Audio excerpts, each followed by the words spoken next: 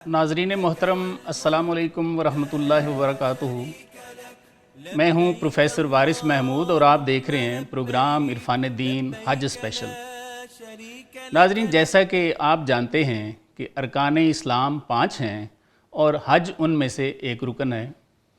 हज साहिब इस्तात मुसलमानों पर ऐसे ही फ़र्ज़ है जैसे उन पर नमाज, रोज़ा और ज़कात फ़र्ज़ हैं।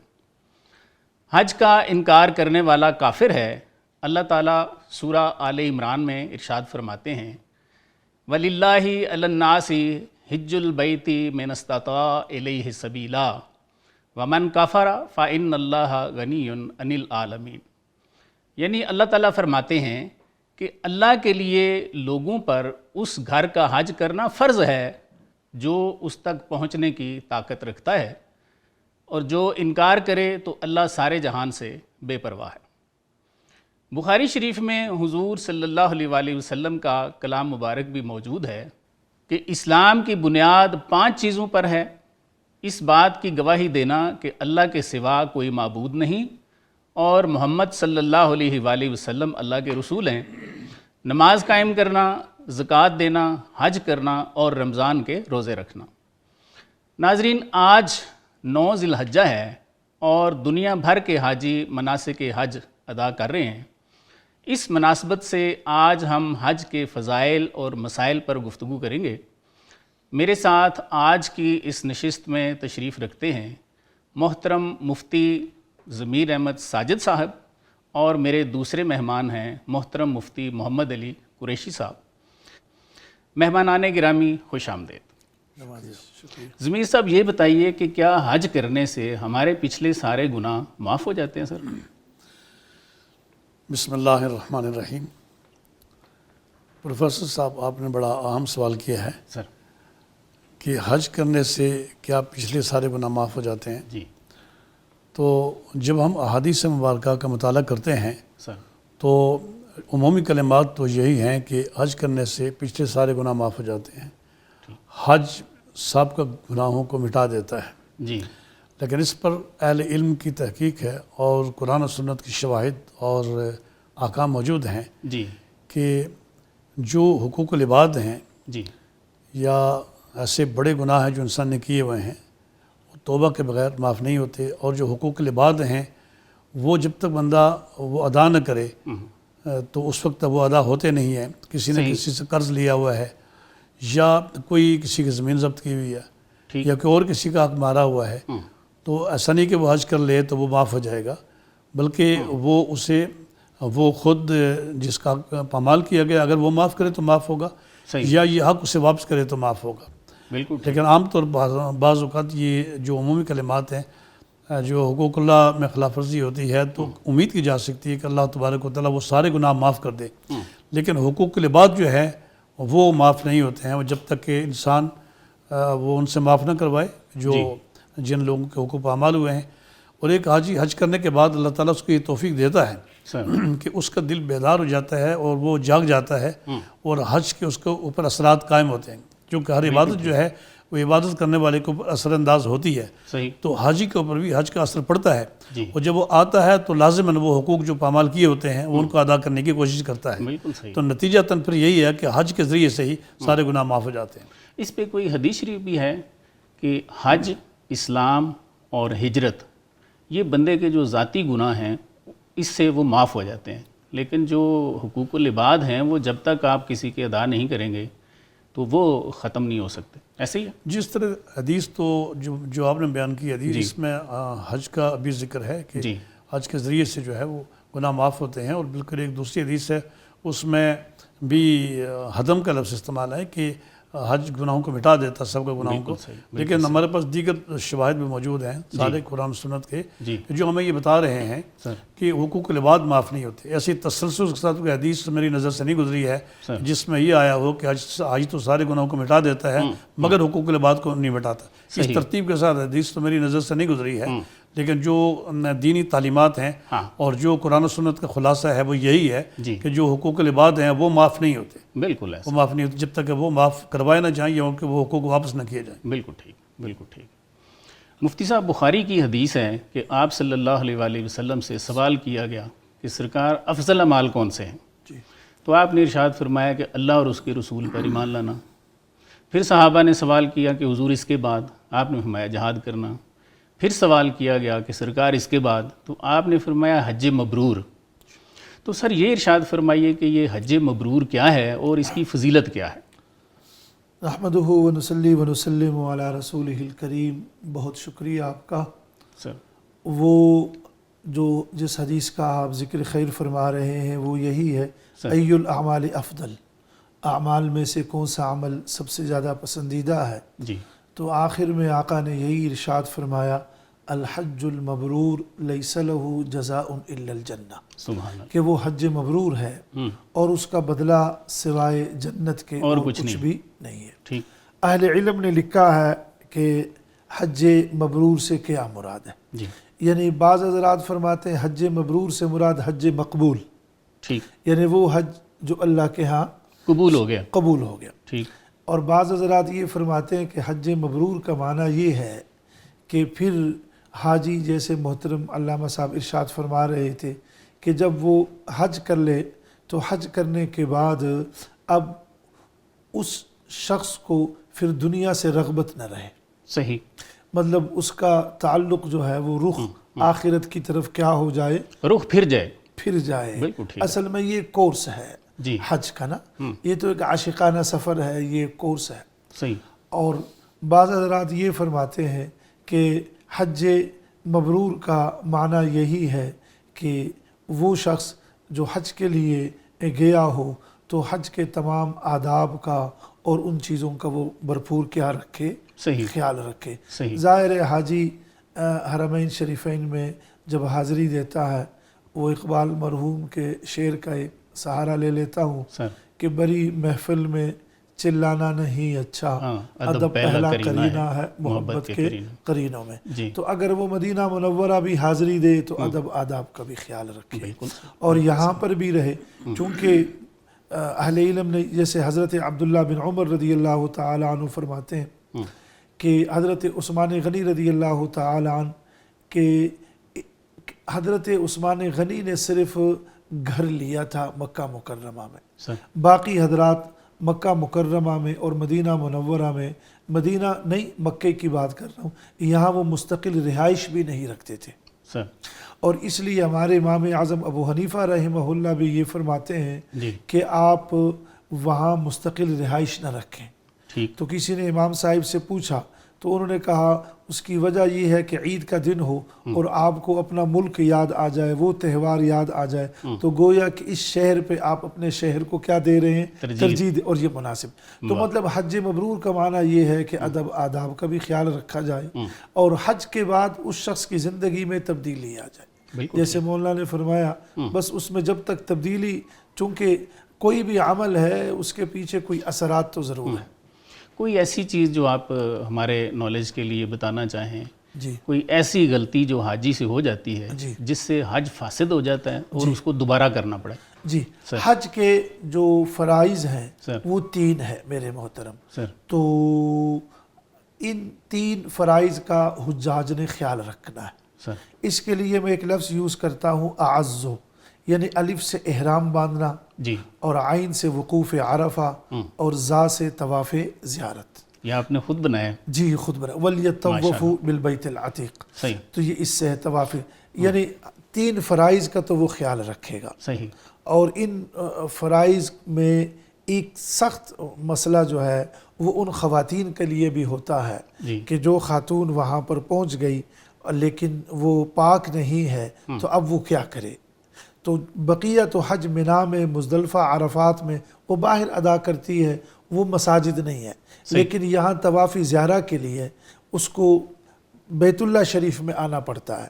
اور جب بیت اللہ میں آنا پڑتا ہے تو پھر اہل علم نے اس کا متبادل حل یہ نکالا ہے کہ وہ خاتون جو ہے وہ اس فرض کو بھی ادا کرے گی. ٹھیک. اور جب تک وہ اس فرض کو ادا نہ کرے وہ شوہر کے لیے حلال بھی نہیں ہے. صحیح. وہ چونکہ قرآن کریم کی آیت فلا رفث ولا فسوق ولا جدال فی الحج کہ حاجی نے پھر یہ 3 کام نہیں کرنے. تو اب یہ جو خاتون ہے یہ پھر اسی حالت میں ندامت کے ساتھ آ کر بیت اللہ شریف میں طواف کرے گی طواف زیارہ اور پھر بڑا دم دے گی. بڑے دم کو ہم کہتے ہیں وہ جانور جس میں 7 حصے ہوں. اچھا ٹھیک ہے. چونکہ کئی مرتبہ ایسے ہوتا ہے کہ یہ ہر خاتون کے لیے نہیں, اگر اس کے پاس وقت ہے تو وہ طواف زیارہ کا جو وقت ہے وہ 12 ذی الحجہ کے 10, 11, 12 کے مغرب تک ہوتا ہے. لیکن اگر وہ جلدی واپس آنا چاہتی ہے, جیسے کہ بعض حضرات ہمارے اب حج کے لیے جاتے ہیں وہ تقریباً 2 ہفتوں میں واپس آ جاتے ہیں, صحیح, اور بعض حضرات جو ہے اس سے کم میں, یا وہ خاتون نے مدینہ منورہ نکلنا ہے تو پھر وہ یہ اس کے لیے ضروری ہے کہ وہ اس طواف کا بھی اہتمام کرے. اور حج کے جو واجبات ہیں وہ کل 6 ہیں. سر تو اس کے لیے میں نے ایک لفظ بنایا تھا ورقہ 100, جیسے کتاب کا ورقہ ہے.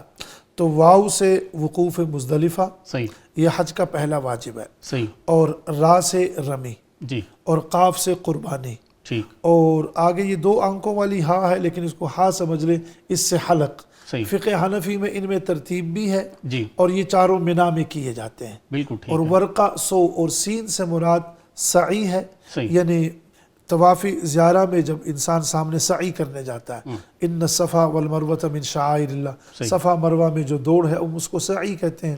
اور واو سے طواف وداع, جی, اور یہ طواف وداع اس خاتون کو بھی معاف ہے اگر وہ پاک نہ ہو, اور مکی کو بھی یہ معاف ہے, اس لیے کہ اس نے مکے سے کیا رخصت ہونا ہے, اس نے تو شام کو آ کر پھر دوبارہ نماز پڑھنی ہے, جی, تو یہ اس کو بھی طواف وداع معاف ہے.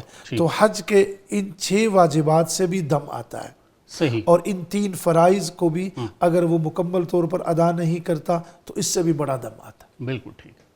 جی ناظرین, ایک چھوٹا سا وقفہ لیں گے, وقفے کے بعد دوبارہ حاضر ہوں گے. جی ناظرین, گفتگو کے سلسلے کو آگے بڑھاتے ہیں. ضمیر صاحب یہ بتائیے کہ حج کا جو اتحاد امت ہے اس پہ بھی کچھ اثر پڑتا ہے سر؟ یقیناً اس کا امت پہ اثر پڑتا ہے, جی, اور یہ حج کے ثمرات و نتائج میں سے ہے سر, کہ حج جہاں ایک اسلام کا بنیادی رکن ہے, جی, وہاں حج ایک عالمی اسلامی اجتماعی عبادت ہے, ٹھیک, اور پورے عالم اسلام سے نمائندہ وفود آتے ہیں حج کرنے کے لیے, سر, اور اس مرکز میں جمع ہوتے ہیں جس کو اللہ تبارک و تعالیٰ نے مرکز قرار دیا ہے. جی, یہ ہدی للعالمین ہے کہ جو مرکز ہے, خانہ کعبہ ہے, اس کو ہدی للعالمین قرار دیا گیا ہے. تو یہاں امت جمع ہوتی ہے. اب دیکھیں ان کے جمع ہونے کی شان کیا ہے کہ جب آتے ہیں تو سب ایک ہی لباس میں ملبوس ہوتے ہیں, بالکل ٹھیک, سب ایک ہی طرح کے کلمات زبان سے ادا کر رہے ہوتے ہیں. لبیک اللہم لبیک, لبیک لا شریک لک لبیک, جی, ان الحمد والنعمت لک والملک لا شریک لک.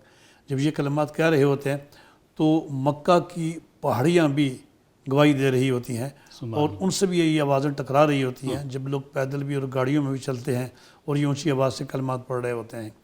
اور پھر یہ ایک ہی امام کے پیچھے کھڑے ہوتے ہیں, کندھے سے کندھا ملا کر کھڑے ہوتے ہیں, اور سب ایک ہی جہت میں بڑے ہوتے ہیں. تو یہ قدرت کا آسمان کے نیچے یہ وہ نظارہ ہے لوگوں کا کہ جو ایک مرکز پہ جمع ہیں, اور یہ کھڑے اس طرح ہیں کہ پوری دنیا پر یہ ان کی تصویر سامنے نظر آتی ہے کہ جس طرح ان کے کندھے ایک دوسرے سے ملے ہوئے ہیں, جس طرح سے یہ ایک ہی لباس میں ملبوس ہیں, اور جس طرح یہ ایک ہی امام کی آواز پر کبھی رکوع میں جاتے ہیں کبھی سجدے میں جاتے ہیں, اور جس طرح سے یہ ایک صف میں نظر آتے ہیں, اسی طرح سے ان کے دل میں ملے ہوئے ہیں. تو حج کا جو اجتماع ہے وہ اس بات کا غماز ہے کہ مومن فقط صرف اپنی صفیں سیدھی نہیں کرتے بلکہ ان کے دل بھی آپس میں ملے ہوئے ہیں, اور یہ سیسا پلائی ہوئی دیوار کی طرح ہیں. تو ہم نے یہ پر یہ دیکھنا ہے کہ اصل میں ہونا تو یہ چاہیے کہ جب لوگ اس مرکز عالم میں جمع ہوتے ہیں تو یہاں سے کچھ اثرات پوری دنیا پر جانے چاہیے. صحیح ہونا یہ چاہیے کہ ہمارے عالمی اسلامی فیصلے اس مرکز پر ہونے چاہیے, اور یہاں سے پوری دنیا پر نمائندہ وفود لے کر جائیں اور اس کا اثر پوری دنیا پر پڑے. لیکن کبھی جب ہم دیکھتے ہیں کہ حج ہو رہا ہے اور حاجی واپس آتے ہیں تو یہ خیال آتا ہے کہ شاید ہم نے حج کو ایک رسم بنا لیا ہے. صحیح کہ حج کے جو نتائج و ثمرات ہیں وہ تو یہ ہونے چاہیے کہ جس طرح سے لوگ ایک ہی صف میں کندھے میں لا کر کھڑے ہوتے ہیں اور وہ اس چیز کا اظہار ہوتا ہے کہ ہمارے جذبات و احساسات اور ہماری محبتیں، ہمارے دکھ درد برابر ہیں، لیکن جب وہ باہر نکلتے ہیں تو ان کی صفیں ٹیڑھی ہونے لگتی ہیں۔ بالکل ایسے ہی ہے۔ مساجد میں آتے ہیں تو صفیں سیدھی کرتے ہیں، جب مساجد سے باہر نکلتے ہیں تو صفیں ٹیڑھی ہونے لگتی ہیں۔ درست ہے۔ تو اس سے یہ پتہ چلتا ہے کہ بے شک کندھے تو ملے ہوتے ہیں لیکن دلوں کی جو کڑواہٹ ہے وہ دور نہیں ہوتی ہے۔ بالکل ایسے لہذا ضروری ہے کہ حاجی کو یہ سمجھایا جائے کہ آپ جب خانہ کعبہ میں حج کرنے کے لیے جاتے ہیں اور امت مسلمہ کے یعنی اطراف عالم سے لوگ وہاں آ کر جمع ہوتے ہیں، ان میں آپ بھی کھڑے ہوتے ہیں، اپنے دل کو بالکل پاک کر لیں، محبت سے بھر لیں۔ آپ فرما رہے تھے، سوری آپ کی بات کٹ رہی ہے، کہ لوگوں تک جو غیر مسلم ہیں ان تک اس کے کچھ اثرات جاننے چاہیے کہ یہ ایک ہیں، ان تک تو جاتے ہیں، اسی لیے وہ ہم سب کو باری باری مارتے ہیں، لیکن ہم تک نہیں آ رہے۔ یہ بڑی ایک عجیب سی بات ہے۔ ہاں اب دیکھیں، یہ بڑے افسوس سے کہنا پڑتا ہے کہ آپ دیکھیں کہ دنیا میں امریکہ کسی ایک ملک کا نام نہیں ہے، بلکہ وہ کئی ملکوں کا مجموعہ ہے۔ یورپ کسی ایک ملک کا نام نہیں ہے۔ ایسے ہی وہ اگر آپ امریکہ کی کسی ایک ملک کی بات کرتے ہیں تو وہ پورے امریکہ کے خلاف بات کریں گے یا اس کے حمایت میں بات کریں گے۔ آپ یورپ کے کسی ایک ملک کی بات کرتے ہیں تو آپ پورے یورپ کے بارے میں بات کریں گے۔ لیکن امت مسلمہ وہ ہے کہ جو 1.5 ارب سے بھی زیادہ ہے، اور اس کے افراد کا عالم یہ ہے کہ کسی ایک کو کوئی مارتا رہے، اسے دوسرا پوچھنے والا کوئی نہیں ہے، جیسے ان کا آپس میں تعلق کوئی نہیں۔ حالانکہ رسول اللہ صلی اللہ تعالیٰ علیہ وسلم نے فرمایا ہے کہ مثل المؤمنین والمؤمنات فی توادہم وتراحمہم وتعاطفہم کمثل الجسد اذا اشتکا منہ عضو تداعی له سائر الجسد بالسہر والحمى او کما قال رسول صلی اللہ علیہ وسلم۔ حضور فرماتے ہیں کہ مسلمان مردوں اور عورتوں کے باہمی احساسات و جذبات کی مثال ایک جسم کی طرح ہے۔ بالکل ایسے۔ جس طرح کسی ایک جسم کا کوئی عضو بیمار ہو جائے سارا جسم اس کی بیمار پرسی کرتا ہے۔ تو آپ دیکھیں گے کہ آپ سر کے بالوں سے لے کر پاؤں کے ناخنوں تک پورا جسم باہم پیوست ہے۔ تو کسی کے جسم پر ایک کیڑی اگر چلنا شروع ہو جائے تو پورا جسم یعنی سر سے لے کر پاؤں تک اس کا دفاع کرتا ہے۔ بالکل ایسے۔ تو امت مسلمہ کی یہ مثال ہے کہ اگر کسی ایک ملک کو اللہ کریم نے نعمتوں سے نوازا ہے تو پوری امت اس پہ خوش ہو۔ اگر کسی ایک ملک کو کوئی تکلیف ہوئی ہے اور پریشانی ہوئی ہے تو پوری امت کو اس پر متحرک ہونا چاہیے۔ اور حج جو ہے یہ اس کا بہت بڑا ذریعہ ہے، اتحاد امت کا حج بہت بڑا ذریعہ ہے، اور محبتوں کو دلوں کے اندر راسخ کرنے اور امت کو متحد کرنے کے لیے یہ عالمی اجتماعی عبادت ہے، جس کے لیے ہمیں سمجھنا چاہیے کہ حج کر کے ہمیں پھر وہی حج سے پہلے والی کیفیت میں نہیں ہونا چاہیے۔ صحیح۔ جیسے میں نے پہلے بھی عرض کیا ہے کہ ہر عبادت کرنے والے پر اثر انداز ہوتی ہے، تو حج کا اثر یہ ہے کہ ایک تو انسان اللہ سے ڈرتا رہے، سب کو گناہوں سے معافی مانگے، دوسرا وہ دوسرے مسلمان بھائیوں کے لیے نرم گوشہ رکھے، بالکل دوسروں کو معاف کرنے کا جذبہ پیدا کرے اور ان سے بھائی چارہ پیدا کرے۔ بالکل ٹھیک۔ قریشی صاحب یہ ارشاد فرمائیے کہ کیا حج اور عمرہ افلاس دور کرتے؟ جی بالکل میرے محترم، کسی زمانے میں نے اس پر ایک مضمون لکھا تھا، رزق کے 16 دروازے۔ سر تو جیسے استغفار سے رزق بڑھتا ہے، ماں باپ کی خدمت سے رزق اللہ کریم جو ہے وہ بڑھاتے ہیں۔ حدیث میں آتا ہے کہ جو شخص اس بات کو پسند کرتا ہے کہ رزق میں اضافہ ہو فلیبر والدی، تو اس کو چاہیے کہ وہ اپنے بزرگوں کا خیال رکھے۔ صحیح۔ تو اسی طریقے سے صدقے سے رزق بڑھتا ہے، تقوی سے وَلَوْ أَنَّهُمْ آمَنُوا وَاتَّقَوْا لَفَتَحْنَا عَلَيْهِمْ بَرَكَاتٍ مِّنَ السَّمَاءِ وَالْأَرْضِ۔ اسی طریقے سے حضرت جابر رضی اللہ تعالی عنہ کی روایت ہے کہ حاجی جو ہے مل امعارو، یعنی اس کا ترجمہ ہے ای مفتقرہ، کہ حاجی کبھی فقیر نہیں ہوتا۔ چونکہ جب آپ اللہ کریم کو جب آپ اللہ کے راستے میں خرچ کر رہے ہوتے ہیں تو واللہ الغنی وانتم الفقراء، اللہ کریم تو غنی ہے اور ہم محتاج ہیں۔ تو کسی خاندانی آدمی کے ہاں بھی آپ تشریف لے جائیں اور 2 روپے لگا دیں تو اس کی کوشش ہوتی ہے میں اس پر اب 4 لگا دوں۔ بالکل ایسے۔ تو رب تعالیٰ بھی یہ رقم اپنے پاس رہنے نہیں دیتا، حاجی کو یقیناً واپس کرتا ہے۔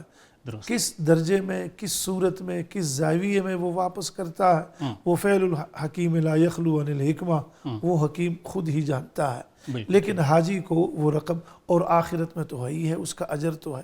بالکل ایسے۔ جی ناظرین، ایک چھوٹا سا وقفہ لیں گے، وقفے کے بعد گفتگو کے سلسلے کو جاری رکھیں گے۔ جی ویلکم بیک ناظرین۔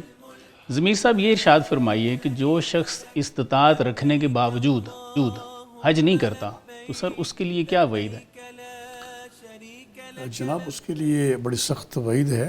سر دیکھیے جب اللہ تعالیٰ نے تمام مسلمانوں کے لیے یہ اعلان فرمایا ہے، جیسے کہ آپ نے بھی آیت پڑھی ہے جی کہ وَلِلَّهِ عَلَى النَّاسِ حِجُّ الْبَيْتِ مَنِ اسْتَطَاعَ إِلَيْهِ سَبِيلًا سر وَمَنْ كَفَرَ فَإِنَّ اللَّهَ غَنِيٌّ عَنِ الْعَالَمِينَ، جی کہ تمام لوگوں پر اس گھر کا حج کرنا فرض ہے جو صاحب استطاعت ہیں، اور جو انکار کر دے تو اللہ تعالیٰ تمام جہانوں سے بے نیاز ہے. جی اللہ تبارک و تعالیٰ کو اس کی کوئی پرواہ نہیں ہے کہ کوئی حج کرتا ہے یا کوئی نہیں کرتا. ٹھیک جو حج کرتا ہے وہ سرخرو ہوتا ہے، اللہ تبارک و تعالیٰ اسے اجر عطا کرتا ہے، جی اللہ تبارک و تعالیٰ اسے انعام دیتا ہے. صحیح. اور جو حج نہیں کرتا تو اس کا نقصان ہوتا ہے. تو حج یعنی فائدہ یا نقصان انسان کو ہی ہوتا ہے. ٹھیک. اللہ تبارک و تعالیٰ بے نیاز ہے، وہ نفع نقصان سے ماورا ہے.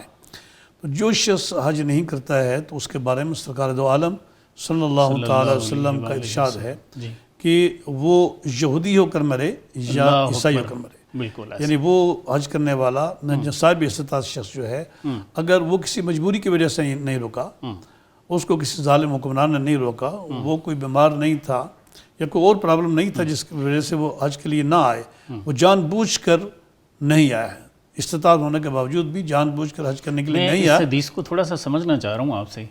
کیا اس سے یہ مراد ہے کہ سرکار نے فرمایا کہ ہم بری ہیں اس سے، یہودی ہو جائے یا نصرانی ہو جائے، یا اللہ تعالیٰ بری ہیں اس سے، جیسے بھی اس کو موت آ جائے اس پہ رحمت نہیں ہوگی؟ بالکل اس کی آپ جو بھی تشریح کریں کہ اس سے بالکل واضح ہوتا ہے کہ سرکار دو عالم علیہ السلام نے اس اللہ تعلقی کا اظہار کیا بالکل ٹھیک. کہ یہ شخص یہودی ہو کر مرے یا عیسائی ہو کر مرے، ہمیں اس سے کوئی غرض نہیں ہے. اللہ کہ جو شخص اللہ تعالیٰ کے حکم کا نظر انداز کرتا ہے، جو سرکار دو عالم صلی اللہ تعالی وسلم کے حکم کی تعمیل نہیں کرتا ہے، اور جو صحابہ کرام اور اسلاف امت کی پرواہ نہیں کرتا ہے، صحیح. ان کے نقش قدم پر نہیں چلتا، جو اللہ اور اللہ کے رسول صلی اللہ علیہ وسلم کی اطاعت نہیں کرتا ہے اور محض اپنی وہ نفس پرستی میں مبتلا ہے اور دنیا پرستی کے وبال میں مبتلا ہے، صحیح. تو اس شخص کے لیے رسول اللہ علیہ وسلم کا یہ فرمان ہے. اور یہ بھی دیکھیے کہ رسول اللہ علیہ وسلم کے یہ کلمات بہت بڑی وعید ہے، سر اس لیے کہ سرکار دو عالم علیہ السلام تو اتنے رحیم و کریم ہیں کہ وہ اتنے سخت کلمات تو نہیں فرماتے. سبحان اللہ. بالکل ایسے. انہوں نے تو ان لوگوں کے لیے بھی دعا فرمائی ہے جنہوں نے آپ کو زخمی کیا تھا. یعنی ایسے بندے سے اگر سرکار بے نیاز ہیں تو پھر اللہ بھی بے نیاز ہیں. یقیناً کہ اللہ کے رسول صلی اللہ علیہ وسلم سے جس اللہ تعلقی کے اظہار فرمائے، اللہ تبارک و تعالیٰ کو اس سے کوئی غرض نہیں کہ اس سے تعلق ہے. کوئی غرض. کیونکہ یہ تو پھر مکہ کے وہ کافر جو لوگ کہتے تھے جی. کہ ہمیں کوئی ضرورت نہیں ہے درمیان کے کسی واسطے وسیلے کی، ہم تو ڈائریکٹ اللہ تعالیٰ کے دوست ہیں. صحیح ہے. نحن ابناء اللہ و احبہ. تو اللہ تبارک و تعالیٰ نے ان کے اس دعویٰ کو مسترد کیا ہے اور فرمایا کہ قل ان کنتم تحبون اللہ فاتبعونی یحببکم اللہ، سبحان اللہ. کہ اگر تم اللہ سے محبت کرنا چاہتے ہو تو رسول کی اس راستے سے آؤ. اس راستے سے بالکل ایسے. جو شخص یہ کہے کہ وہ رسول اللہ کی بات نہیں مانتا تو اللہ تعالیٰ کو اس کی کیا پرواہ ہوگی. بالکل. اللہ تعالیٰ کو، اللہ کے رسول کو اس کی کوئی پرواہ نہیں. اور یہ دنیا میں جو لوگ سمجھ جائیں سنبھل جائیں تو ان کے لیے بڑی خوشبختی ہوگی، ورنہ ان کے لیے بہت ہی سخت نتائج ہوں گے جس کے وہ پچھتائیں گے صحیح، لیکن واقع کچھ چارہ کار نہیں ہوگا. بالکل. تو دعا کر سکتے ہیں کہ اللہ تبارک و تعالیٰ ایسے غافل لوگوں کو بیدار کریں آمین. کہ بعض اوقات انتہائی وہاں قریب بھی رہتے ہیں اور صاحب ثروت بھی ہیں، صاحب استطاعت بھی ہیں، لیکن وہ حج نہیں کرتے. ہم دعا کر سکتے ہیں کہ اللہ تبارک و تعالیٰ ان کو ہدایت دے آمین. تاکہ وہ جاگ جائیں اور وہ بھی حج کریں اور بڑی اللہ تعالیٰ کی نعمت سے فیض یاب ہو جائیں. بالکل صحیح. قریشی صاحب، مناسک حج اول تاخر ان پہ روشنی ڈالیے پلیز. جی محترم، یہ حضرت ابراہیم علیہ السلام اور حضرت اسماعیل علیہ السلام جب دونوں باپ بیٹا سر تعمیر کعبہ سے جب فارغ ہوئے جی. تو ان کی حضرت ابراہیم کی کئی دعائیں ہیں، تو ان میں سے ایک دعا یہ بھی ہے وَأَرِنَا مَنَاسِكَنَا، جی. کہ یا ربا حج کے جو اعمال ہیں، اسی پر ملا علی قاری کی کتاب بھی ہے مناسک حج، بہت مشہور اور معروف ہے، ٹھیک. اردو میں اس کا ترجمہ بھی ہے. جی. تو حاجی جو ہے وہ 8 ذی الحجہ کو منا آتا ہے، صحیح. اور جب یہ منا آتا ہے تو منا میں یہ 5 نمازیں پڑھتا ہے، جی. ظہر، عصر، مغرب، عشاء صحیح. اور نماز فجر. اور کبھی انتظامی مجبوری کی وجہ سے نماز فجر سے پہلے ہی یہ میدان عرفات کی طرف تشریف لے جاتا ہے. ٹھیک. منا میں یہ نمازیں پڑھنا سنت ہے. جی. منا میں مسجد جو ہے وہ مسجد خیف ہے اور اس کے ساتھ جمرات ہے. ٹھیک. اور منا کو منا اس لیے کہتے ہیں کہ ینم الدم عربی زبان میں یہ لفظ استعمال ہوتا ہے کہ یہاں خون بہایا جاتا ہے. ٹھیک. قربانی بھی منا میں ہی ہے. صحیح. اور وہ منحر حضرت ابراہیم علیہ السلام نے اپنے بیٹے کو جو ذبح کیا تھا وہ منا میں ہی کیا تھا. ٹھیک. وہ جو اقبال مرحوم فرماتے ہیں یہ فیضان نظر تھا یا کہ مکتب کی کرامت تھی، سکھائے کس نے اسماعیل کو آداب فرزندی. وہ جگہ سر جگہ موجود ہے. سبحان اللہ. سعادت مند بیٹھا جگ گیا فرمان باری پر، زمین و آسماں حیران تھے اس اطاعت شعاری پر. وہ جگہ موجود ہے پہاڑی پہ. اس ترک کے معماروں سے انسان قربان ہو جائیں. جی. مکہ مکرمہ میں بھی، مدینہ منورہ میں، جہاں کوئی ایسے انہوں نے کوئی نہ کوئی آپ کے لیے اشارہ چھوڑ دیا ہے کہ یہاں سے ایک تاریخ کا طالب علم سبق لے لے. تو منا کو اس لیے منا کہتے ہیں.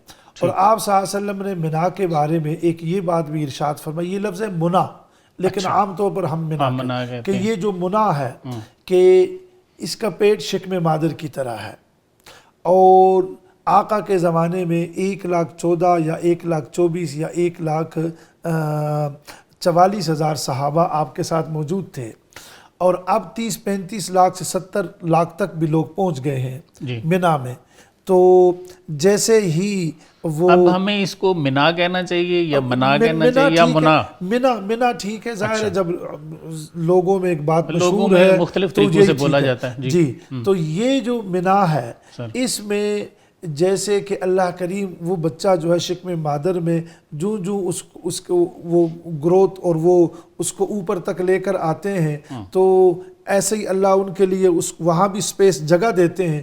یہاں پر جتنے بھی یہ حجاج قیامت تک جمع ہوں گے اسی گراؤنڈ میں سموئے جائیں گے. سبحان اللہ. علامہ ابن قیم رحمہ اللہ نے لکھا ہے کہ آقا کا ایک عظیم معجزہ قرآن ہے جو قیامت تک محفوظ ہے. ایک معجزہ یہ جمرات میں جو ہم کنکریاں مارتے ہیں نا منا میں، تو ہر حاجی 70 کنکریاں مارتا ہے. اب اس پر بات کرتے ہیں تو وہاں پر کنکریوں کا اتنا ڈھیر بھی نظر نہیں آتا.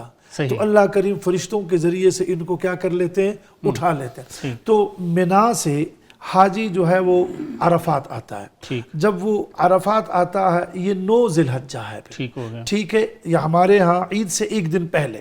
تو 9 ذی الحجہ میں منا میں جو عرفات میں مسجد ہے، مسجد نمرہ، اس میں جناباً سعودی عرب بادشاہ کو آنا چاہیے، خود خطبہ دینا چاہیے. تو وہ خود نہیں آتا تو وہ کسی اپنے نمائندے کو نامینیٹ کر کے وہ وہاں آ کر کیا دیتا ہے، خطبہ دیتا ہے. میدان عرفات کو امام سہیلی رحمہ اللہ نے لکھا ہے کہ اس کو عرفات اس لیے کہتے ہیں حضرت آدم اور اماں جان حضرت حوا کا تعارف یہاں ہوا.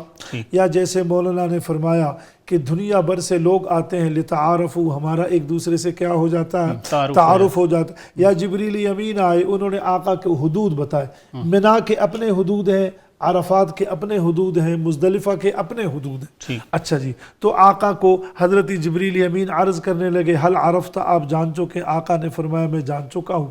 یا یہ ہے کہ میدان عرفات میں وَيُدْخِلُهُمُ الْجَنَّةَ عَرَّفَهَا لَهُمْ، یہاں خوشبو ہے، آہوزاری ہے، کئی اس کے معرفت خداوندی ہے. یہاں وقوف عرفہ زوال کے بعد حاجی شروع کر لیتا ہے. وقوف کا معنی ہوتا ہے ٹھہرنا. تو کبھی خیمے میں، کبھی فیملی کے ساتھ باہر نکل کے الذین یذکرون اللہ قیاما، کھڑے ہو کر یہ حاجی آہوزاری کرتا ہے. وقت کو بچانے کے لیے یہاں پر 2 نمازیں ہم مل کر پڑھتے ہیں، نماز عصر بھی اور نماز مغرب بھی. پانی کو بھی بچایا جا رہا ہے، وقت کو بھی بچایا جا رہا ہے. ہاں یہاں حجاج حضرات ایک سوال کرتے ہیں کہ یہاں پر ہم مقیم کب ہیں، مسافر کب ہے؟ تو جو جمہور کا ایک فتویٰ ہے وہ یہی ہے کہ اگر 2 ہفتوں سے کم قیام ہے حاجی کا تو وہ ان تینوں جگہوں پر مسافر ہے. اور اگر 2 ہفتوں سے زیادہ اس کا قیام ہے تو جیسے عام دنیا میں بھی کہیں بھی وہ مقیم ہے تو یہاں پر بھی حاجی کیا ہے، مقیم ہے. مقیم امام کے پیچھے تو مکمل نماز پڑھے گا، اور جب اپنی نماز پڑھے گا تو 4 کے بجائے پھر 2 پڑھے گا. اچھا جی. یہ عصر تک، مغرب تک حجاج انتظار کرتے ہیں. اس کا وقت جو ہے وہ صبح تک ہے، لیکن یہ مغرب کی نماز جیسے مغرب کا وقت ہو جاتا ہے تو وہ لوگ جنائمن نماز مغرب ادا کیے بغیر یہ تمام حجاج اکرام بڑے ذوق اور شوق کے ساتھ یہ مزدلفہ آ جاتے ہیں. مزدلفہ کو مزدلفہ اس لیے کہتے ہیں، یہ رات کا کچھ حصہ ہم گزارتے ہیں. وہاں پر الذی جعل لکم الارض فراشا، زمین فرش ہے، والسماء بناء، آسمان چھت ہے، وہاں کوئی خیمہ شیمہ نہیں ہے. اچھا جی، وہاں پر یہ حاجی جب پہنچ جاتا ہے تو یہاں آ کر حاجی سب سے پہلے مغرب کی نماز پڑھتا ہے، پھر مغرب کے بعد عشاء پڑھتا ہے، پھر مغرب اور عشاء کی نماز سے فارغ ہو کر حاجی جو ہے پہلے دن کے لیے 7 کنکریاں، پھر 21، پھر 21، پھر 21، 21 3 63 اور 7 70، یہ 70 کنکریوں کو چنے کے دانے کے بقدر یہ چن لیتا ہے، اپنے پاس بوٹل میں یا کسی چیز میں رکھ لیتا ہے. یہ صبح کی نماز مزدلفہ میں ہی پڑھتا ہے. صبح کی نماز پڑھنے کے بعد اب یہاں سے حج کے 6 واجبات شروع ہو جاتے ہیں. تو پہلا جو واجب ہے وہ وقوف مزدلفہ ہے. وہ صبح سویرے سامنے پہاڑ پر جب سورج نکل آتا ہے تو یہ وقوف کرتا ہے، کوئی اس کو رکنے نہیں دیتا، پیچھے سے قافلے آ رہے ہوتے ہیں تو بس یہ چلتے چلتے اس کا وقوف ہو جاتا ہے. اس میں یہ حاجی جو ہے مزدلفہ سے پھر منا میں آ جاتا ہے. منا ہیڈ کوارٹر ہے. اب جب منا میں آتا ہے تو پہلے شیطان کو چھوڑ دیتا ہے، دوسرے کو چھوڑ دیتا ہے، اور تیسرے کو پھر یہ 7 کنکریاں پہلے دن مار لیتا ہے. اب وقوف مزدلفہ، واو سے وقوف مزدلفہ، را سے رمی، پھر یہ قربانی کا انتظار کرتا ہے. اس مرتبہ سعودی عرب نے خود قربانی کو اپنے ذمے لیا ہے. پھر جب قربانی ہو جاتی ہے، قربانی کے بعد یہ حاجی حلق کر لیتا ہے. یہ 4 واجبات مکمل کرنے کے بعد پھر حاجی بیت اللہ شریف کا رخ کرتا ہے. تو طواف زیارہ، طواف زیارہ کا معنی یہ ہے کہ حاجی کو کہا جاتا ہے اب بھی آؤ اللہ کے گھر کو تو دیکھو، تو زیارت تو کر لو. تو یہ یہاں آ جاتا ہے. جب یہ یہاں آتا ہے تو یہ کپڑوں میں یہ طواف کیا جاتا ہے. تو یہ اب چونکہ احرام یہ اتار چکا ہے تو یہ کپڑوں میں طواف زیارہ. احرام کہاں اتارا ہے؟ احرام اس نے جب اس کو خبر ملتی ہے کہ قربانی آپ کی ہو گئی تو ساتھ ہی یہ حلق کر کے بس احرام اتار دیتا ہے. وہ منا میں بھی اتار سکتا ہے، عزیزیہ میں اگر بلڈنگ ہے تو بلڈنگ میں بھی یہ اتار لیتا ہے. اس کے بعد پھر یہ آتا ہے میرے محترم یہ حاجی جو جتنے بھی ہیں یہ طواف زیارہ، چونکہ حج کے 3 فرائض میں سے آخری فرض ہے وقوف عرفہ، جس کو رکن اعظم بھی کہتے ہیں، وہ بھی یہ کر چکا، احرام بھی یہ باندھ چکا. اب طواف زیارہ کے لیے یہ بیت اللہ شریف آتا ہے. جب بیت اللہ شریف میں آتا ہے تو یہ طواف زیارہ بھی کر لیتا ہے، اور سامنے جا کر ورقہ سو، سین سے مراد سعی اور واو سے ودا، تو یہ سامنے جا کر سعی بھی کر لیتا ہے. اب جب سعی کر کے نا وہ 3.5 پھیرے بنتے ہیں صفا مروہ میں، درمیان میں میلین اخضرین میں ذرا تیز قدموں سے چلتے ہیں. وہ خواتین کے لیے نہیں ہے، صرف مرد حضرات کے لیے. اب یہ طواف ودا کا مفہوم یہ ہے کہ آخری طواف، لیکن کوشش حجاج یہ کرتے ہیں کہ اسی وقت کر لیں، ورنہ اس کے بعد یہ دوبارہ حج بھی عمرہ بھی کر سکتے ہیں اور اس کے بعد دوبارہ طواف بھی کر سکتے ہیں. وہی آخری طواف ہی کنسیڈر شمار، تو وہی آخری طواف. لیکن حاجی وقت بیفور ٹائم، جیسے میں چاہتا ہوں کہ آپ کے ہاں میں کسی خوشی کے محفل میں آیا، میں پہلے آپ سے ہاتھ ملا لوں، ہو سکتے جاتے ہوئے آپ کے پاس وقت نہ ہو، تو ایسے حاجی جو ہے طواف ودا بھی کر لیتا ہے. اور یہ اس خاتون کو طواف ودا معاف ہے کہ جس کے لیے پاکی ناپاکی کے کیا مسائل. آپ صلی اللہ علیہ وسلم نے حج کے سفر میں حضرت صفیہ کو بھی اپنے ساتھ رکھا، ان کو بھی ایک مسئلہ پیش آیا یہی. حضرت ام المؤمنین حضرت عائشہ صدیقہ رضی اللہ تعالی عنہا کو بھی اپنے ساتھ رکھا، ان کو بھی. حضرت سودا کو بھی اپنے ساتھ رکھا، تاکہ قیامت تک جتنی خواتین حج کے لیے آئے ان کو بھی یہاں سے کیا ملے؟ رہنمائی ملے. اچھا، پھر یہ حاجی واپس آتا ہے منا میں. کچھ لوگ عزیزیہ بھی آتے ہیں. عزیزیہ منا کے ساتھ علاقہ ہے جہاں پر حجاج کو رکھا جاتا ہے، سرکاری حجاج کو مستقل وہیں پر رکھا جاتا ہے. تو پھر یہ لوگ منا میں، اب منا میں رہنا سنت ہے، تو پھر دوسرے دن، پہلے دن تو اس نے پہلے درمیان والے کو چھوڑ کر بڑے شیطان کو 7 کنکریاں ماری تھی. پھر دوسرے دن زوال کے بعد پھر یہ جناب من یہ حاجی جو ہے یہ تینوں شیاطین کو 7 کنکریاں مارتا، 21. پھر اگلے دن بھی 21 ظہر کے بعد، زوال کے بعد. اب یہ ٹھیک ہے. اب قرآن کریم کا ایک فارمولہ ہے، فَمَن تَعَجَّلَ فِي يَوْمَيْنِ فَلَا إِثْمَ عَلَيْهِ وَمَن تَأَخَّرَ فَلَا إِثْمَ عَلَيْهِ. اگر یہ حاجی جو ہے یہ تیسرے دن، یعنی پہلے دن یہ کنکریاں مار چکا ہے، پھر 2 دن پھر مار چکا ہے، تیسرے دن اگر یہ مغرب تک وہیں پر رہتا ہے تو پھر اگلے دن بھی اس کو رہنا پڑتا ہے. تو پھر اگلے دن بھی یہ کنکریاں مار کے واپس اپنے خیمے میں آ جاتا ہے. صحیح. تو یوں اس کا حج مکمل ہوتا ہے. یہ 8 ذی الحجہ سے شروع ہے اور 13 ذی الحجہ تک. 8 9 10 11 12 13. صحیح. اور اس میں حجاج سے ہم یہی گزارش کریں گے آپ ہی کے توسط سے کہ وہ واجبات کا خیال رکھیں، چونکہ اس کے ذریعے سے دم، وہاں حجاج دم کے مسائل بڑے پوچھتے ہیں، دم کوئی بھی نہیں دیتا. صحیح. پیسہ ہمارا بڑا ڈی ویلیو ہے. صحیح. تو لیکن یہ ہے کہ دم تو دینا پڑے گا. اور تو ان 3 فرائض کو نہ چھوڑیں. 3 فرائض، ایک ہے احرام باندھنا. احرام کا مطلب یہ ہے کہ جیسے تکبیر تحریمہ ہے تو اس کو آپ تحریمہ اس لیے کہتے ہیں کہ کچھ چیزیں وقتی طور پر آپ پر کیا ہو جاتی ہے، حرام ہو جاتی ہے. تو اس نماز کے اندر تخلقوا باخلاق اللہ، آپ وہ صفات آپ کھاتے نہیں ہیں، پیتے نہیں ہیں، چلتے. ایسے ہی احرام کا معنی بھی یہی ہے کہ جب وہ 2 انسلے کپڑے آپ چادریں پہن لیتے ہیں، جیسے مولانا فرما رہے تھے، تو اب آپ ناخن نہیں تراش سکتے، خوشبو نہیں لگا سکتے، میاں بیوی جو ہے ایک دوسرے کے قریب نہیں آ، اس لیے اس کو احرام کہتے ہیں. اور احرام کے بعد یہ حج کا ایک یونیفارم ہے، اور ایک وہ آخرت کا سفر بھی سامنے، اور ایک وقوف عرفہ، یہ اور وہ حج کا رکن اعظم بھی ہے. جتنے ہمارے حجاج بیمار ہوتے ہیں باقاعدہ وہ ان کو احرام پہنا کے وقوف عرفہ ضرور لے کر آتے ہیں. ایک شخص سویا ہوا بھی وہاں چلا جائے اس کا حج ہو جائے گا. فقہا نے یہاں تک لکھا ہے کہ اگر اس کی کوئی چیز نیچے گر جائے اور وہ میدان عرفات میں اس کی تلاش میں اندر آ گیا، اس کا حج ہو گیا. لیکن وقوف عرفات کے میدان میں آنا ضروری ہے. اور ایک یہ طواف زیارہ ہے جس کی طرف آپ اشارہ فرما رہے تھے. تو یہ 3 فرائض ہیں اور 6 واجبات ہیں. وقوف مزدلفہ ہے، پھر رمی ہے، پھر قربانی ہے. حلق سے مراد سر منڈوانا ہے، اور حلق میں قصر بھی ہے، دونوں کام کر سکتے ہیں. چوتھائی بالوں کو لینا ہے. اور ایک جناب من 2 واجبات حرم میں آ کر کرنے ہیں، ایک سعی ہے اور ایک وداع ہے. آج کل کے حجاج وہاں سے بڑا یہ مسئلہ پوچھ رہے ہیں کہ ناخنوں کو ہم تراشیں یا نہ تراشیں، تو حاجی اس سے مستثنا ہے. ویسے بھی یہ عمل جو ہے یہ مستحب ہے. حضرت تشریف فرما ہے ہم فرائض کا نہیں پوچھتے، واجبات کا نہیں. جب سے یہ 1 ذی الحجہ شروع ہونا تو بس فیس بک کی دانشور اس پر شروع ہو جاتے ہیں. تو یہ مستحب ہے، کر لیا تو ٹھیک ہے، نہ کیا اس سے کوئی فرق نہیں پڑتا. لیکن یہ ہے کہ حاجی واجبات کا خیال رکھے اور وہ ضروری ہے، ظاہر ہے وہ ضروری ہے. اور اس کے ذریعے سے، اور یہ جو دم ہے یہ وہیں پر ہی دینا ہوتا ہے. صحیح. کہاں پر؟ مکہ شریف میں، وہیں پر. اور اس کے لیے بھی انسان کو چاہیے کہ کچھ رقم کا بندوبست بھی کر لے. اگر اور عام حالات میں اگر اس سے کوئی غلطی شلطی حجاج سے، تو ان سے ہم یہی عرض کرتے ہیں کہ جب آپ لوگ حرمین میں جاتے ہیں تو عام طور پر ان خدام الحجاج کو تنخواہیں کم ملتی ہے، کبھی وقت پر ملتی ہے کبھی نہیں.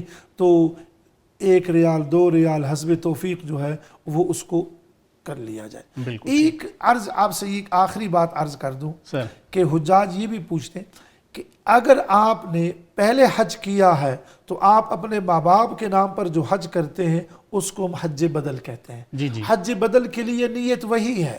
بس شروع میں آپ یہ کہیں کہ یا رب کریم اللہم انی ارید الحج، میں حج کا ارادہ کرتا ہوں یا کرتی ہوں، اور یہ میں اپنے بزرگوں کے نام پہ. ایک اور ایک جو مولانا نے یہ فرمایا وَلِلَّهِ عَلَى النَّاسِ حِجُّ الْبَيْتِ، یہ حج افراد ہے.